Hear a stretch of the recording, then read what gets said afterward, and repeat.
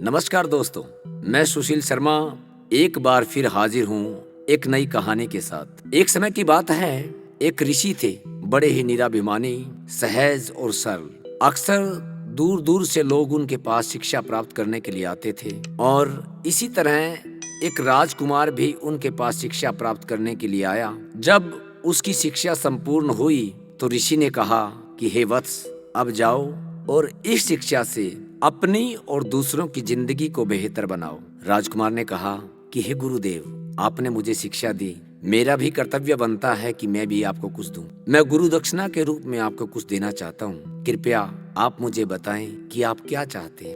अंत में ऋषि बोले, अगर मुझे देना ही चाहते हो तो एक काम करो, मुझे वो चीज दो जो पूर्णतः व्यर्थ है। उसने मन ही मन सोचा, ये तो ऋषि ने बहुत ही आसान चीज मांग ली। और उसने सोचा कि मिट्टी से व्यर्थ क्या है। और ज्यों ही उसने मिट्टी उठाने का प्रयास किया, तभी आवाज आई, हे मानव, तू मुझे व्यर्थ समझता है? अरे, तेरा भरण पोषण मैं ही तो करती हूँ। जो अनाज मेरे से उत्पन्न होता है, जो धातुएं मेरे से निकलती हैं, ये सब मेरे से ही तो उत्पन्न होता है। मुझे व्यर्थ समझते हो? उसने जो मिट्टी अपने हाथ में उठाई थी वो वहीं छोड़ दी। थोड़ी दूर गया, उसके मन में आया, अरे ये गंदगी का ढेर पड़ा है, इससे व्यर्थ भला और क्या हो सकता है? क्यों ना मैं गुरुदेव को यही दे दूं। और ज्यों ही उस कूड़े के ढेर के पास पहुंचा, वहां से आवाज आई, हे राजकुमार, मुझे व्यर्थ समझने की कोशिश मत कर। मुझे व्यर्थ समझते हो? जो तुम अपनी फसलों में खाद डालते हो वो मेरे से तो ही बनती है। और इसको गंदा किसने किया? इस मानव ने तो गंदा किया।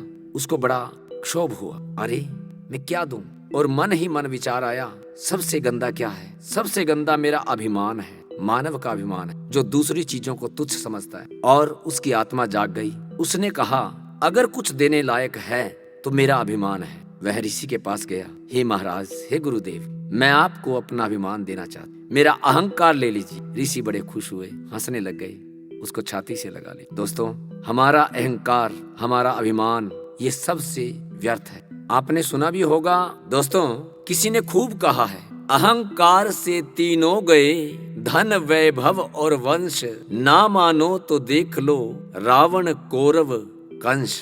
दोस्तों, हमें कभी भी अहंकार नहीं करना चाहिए। किसी भी जीव मात्र को तुच्छ नहीं समझना चाहिए। हर किसी की अपनी जगह पर एक वैल्यू है, उसका एक सम्मान है, और हमें अपने दिमाग में उस सम्मान को सदा रखना चाहिए। धन्यवाद दोस्तों, फिर मिलेंगे एक नई कहानी के साथ। तब तक के लिए नमस्कार।